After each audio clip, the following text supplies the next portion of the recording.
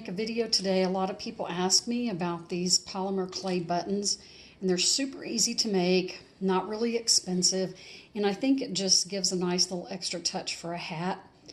You can spend a lot of time going to the store looking for the right button for a hat, and I find it's just easier a lot of times to make your own, and that way they match. These are just a few that I still have left in my stash. I make hats for the Cancer Center locally, and so most of my hats I've already donated, but these are just a few that I still have here.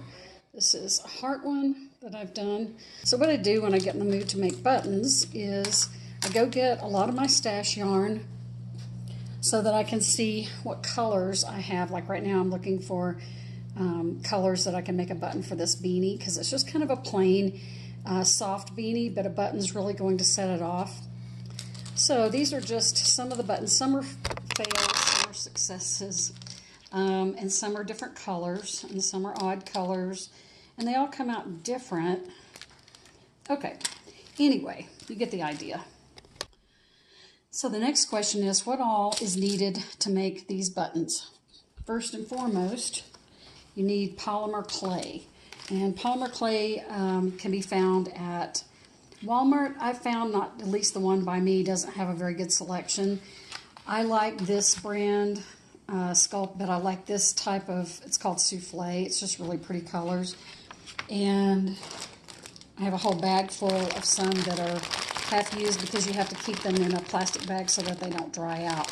So you can see I tend toward the Souffle ones. When you go to the store, if you know what colors you think you might need, I would look at that first. Then you can pick up a pack like this one that has 6 in it. And so when you open it up, they'll be in little packages like this.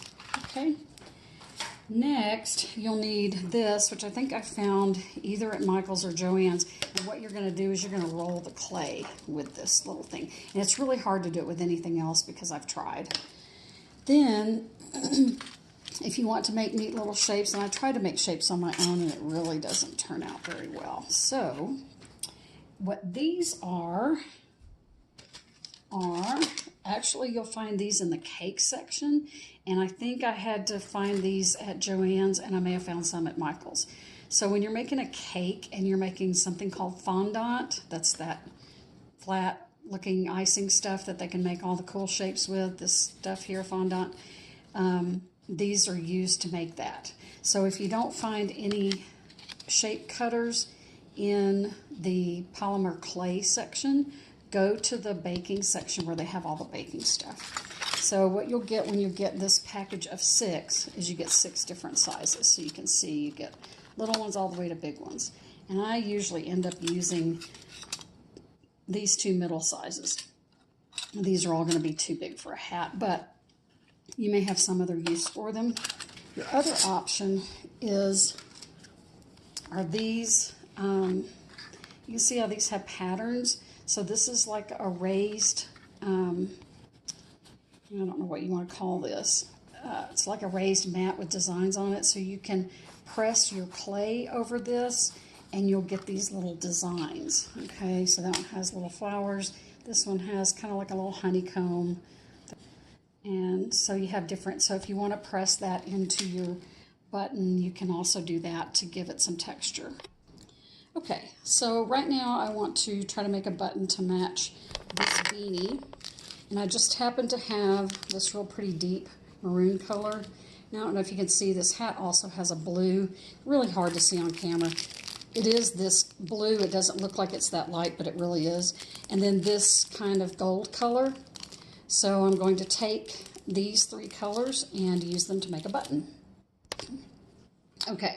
I am going to wear gloves. Now, this does not come off on your hands except for any ones that have any kind of red dye in them. So as you know, if you've ever washed a red shirt or anything with red in it, it comes off on your hands. And this is the only one that does this.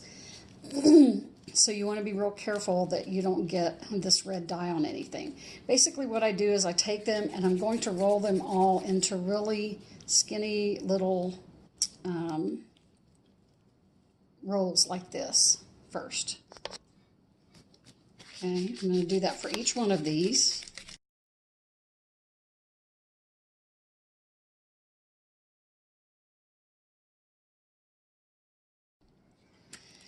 Okay, so you want to take your clay that you put together, and depending on how much you want it to be, have color separation, or how much you want it to be what I call muddled. And muddled is kind of like this, where there's not super clear lines, where they're kind of mixed together. This is a little bit more mixed colors. So depending on what you want, you're going to roll it together a couple more times if you want more of a muddled look. So the more you play with it and do this with it, the more mixed the colors are going to be. So it just depends on what look you want for your button as to how much you're going to manipulate the clay.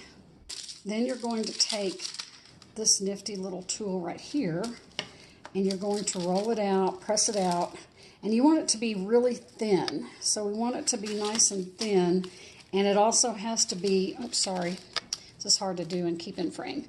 You also want it to be, the surface to be big enough to accommodate whichever one of your little cutters you want to use. So if I wanted to do a bigger button, I want to make sure I have enough surface area for this entire button. So you can kind of see this is getting a little bit mixed a little bit.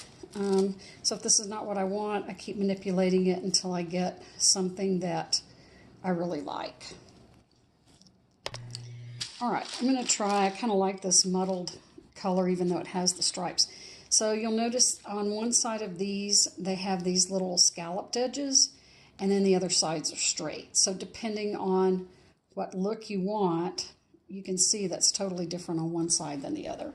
So I'm going to pick a place, maybe right here, and then I'm just going to press it down.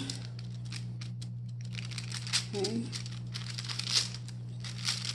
And I'm just going to pull this around it, and I have a button.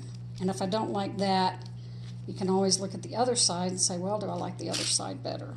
But your rounded sides are going to be on this side, and those are going to look nicer. If I decide I like the way this looks, that's great. If I don't like the way it looks, then I will, it has probably a little too much gold in it. I want a little bit of gold, but I don't want it to blend in too much with the brim.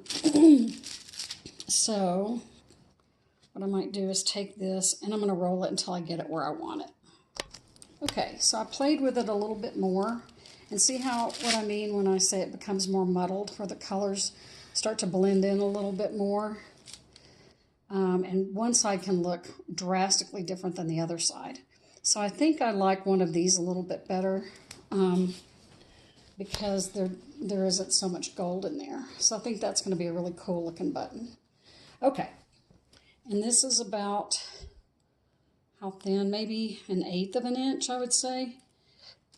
So now you need to put holes in the middle. And so remember, if you're using yarn or any kind of thick embroidery thread, the holes have to be big enough. And the holes will close up a little bit as you bake them, so you need to make sure they're big enough. Okay, so I use a regular old toothpick because it's big enough. And I'm going to first sit here and make my holes. I usually do one here, and I just eyeball it. I have a pretty good eye for the center of things, and I think most people can eyeball it. Then you're going to want to push it all the way through and kind of twist it around and really make a nice hole there. Okay, same thing with this one. Twist it around, and you really want to make sure that these holes are big enough. And then usually I go on the other side and I go back through, because if you don't, you'll end up with one side, the holes will be big enough, and then on the bottom side, they won't be. So I go through both sides.